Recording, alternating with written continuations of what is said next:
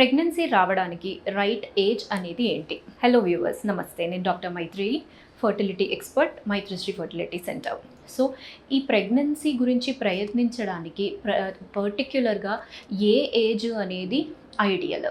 So నార్మల్గా చూసుకుంటే 20స్లో అనేది ఏజ్ అనేది ఐడియల్ అనమాట. అంటే 20స్లో ఫర్టిలిటీ పొటెన్షియల్ అనేది హయ్యెస్ట్ ఉంటుంది. అదే 30స్కి వచ్చినప్పుడు ఏజ్ అనేది ఆడవాళ్ళది, ఆ ఫర్టిలిటీ పొటెన్షియల్ అనేది దానికన్నా కొంచెం డిక్రీజ్ అవుతుంది. అదే ఏజ్ ఎప్పుడైతే 40స్కి వస్తుందో పొటెన్షియల్ అనేది చాలా తగ్గుతుందన్నమాట.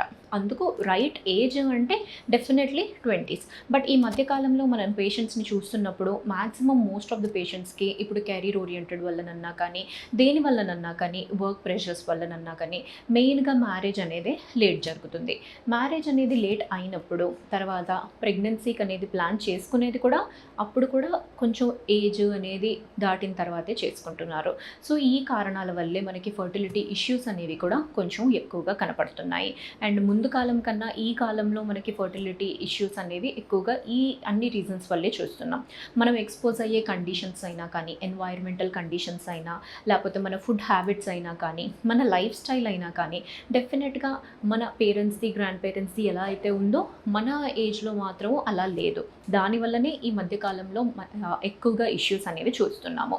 సో పర్టిక్యులర్గా మ్యారేజ్ అనేది అయిన తర్వాత ప్రెగ్నెన్సీ గురించి ట్రై చేయడానికి మీరు టైం అనేది తీసుకుంటున్నారు అంటే మాత్రము అప్పుడు ఏం చేయండి, డాక్టర్ దగ్గరికి వెళ్ళి ఒకసారి కన్సల్ట్ అవ్వండి. ఇప్పుడు ఈ పర్టిక్యులర్గా మాకేమైనా ప్రాబ్లమ్స్ ఉన్నాయా అన్నట్టుగా ఒకసారి చూయించుకోండి. అంటే ఒక బేసిక్ ఎవాల్యుయేషన్ అనేది చేయించుకోండి. ఆడవారికి ఒక బేసిక్ స్కాన్ అనేది చేస్తే అది ఎంతో ఇన్ఫర్మేటివ్. దాంట్లో చాలా ఇన్ఫర్మేషన్ అనేది తెలుస్తుంది.